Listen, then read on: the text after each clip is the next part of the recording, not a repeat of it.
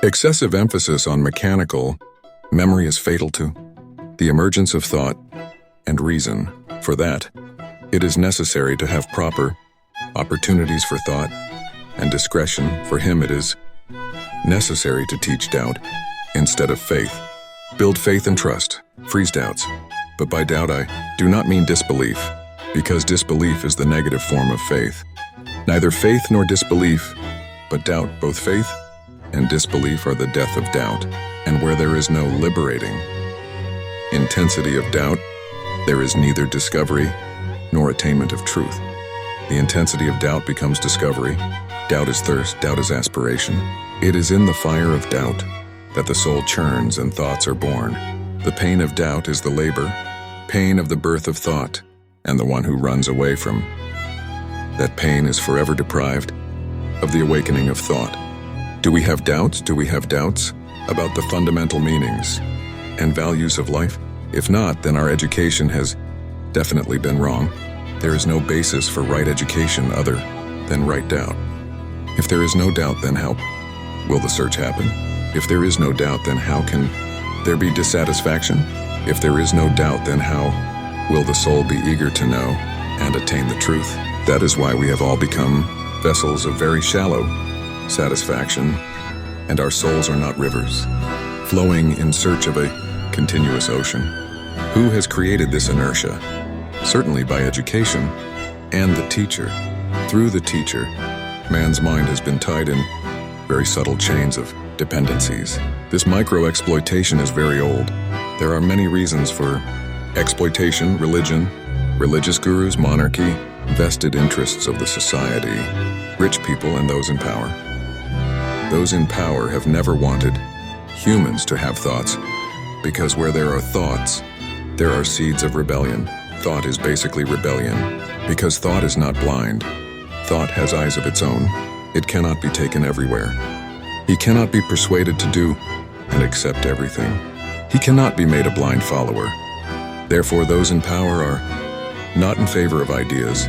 They are in favor of belief, because faith is blind, and only if a man is blind he can be exploited. And only if a man is blind, he can be involved in his own evil. Man's blindness makes him a ground for all kinds of exploitation. That is why belief is taught, faith is taught, reverence is taught. This is what religions have done. This is what the politicians have done. All types of people in power fear the idea. If thoughts are awakened, then there can be neither varnas nor classes. Money also cannot be exploited, and exploitation cannot be explained and saved. Even on the basis of sins and virtues of past lives, revolution will come with ideas on all levels and in all relationships. Even politicians will not be spared in it, and even the borders of nations will not be spared. No wall can survive that separates man from man. Capitalist politicians as well, as communist politicians, are afraid of this idea. And to protect against this fear, the structure of education has been invented. This so-called education is part of a bigger conspiracy that has been going on for hundreds of years. Earlier, religious priests were dominating it. Now the state is dominating. In the absence of thought, a person cannot be created, because the basic foundation of personality is absent in it. What is the basic foundation of personality? Is there no independent capacity for thought? But independent thought is murdered, even before birth.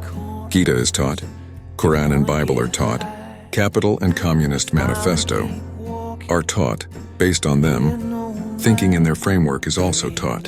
What could be more false than such an idea? Such blind repetition is taught, and it is called thinking. Where there is a base, structure, trust, and faith, thinking is impossible. To think, a mind free from all structures is required. It is not right if education gives structures and tracks to the mind. He should be given such caution and alertness that his mind does not get molded into the patterns.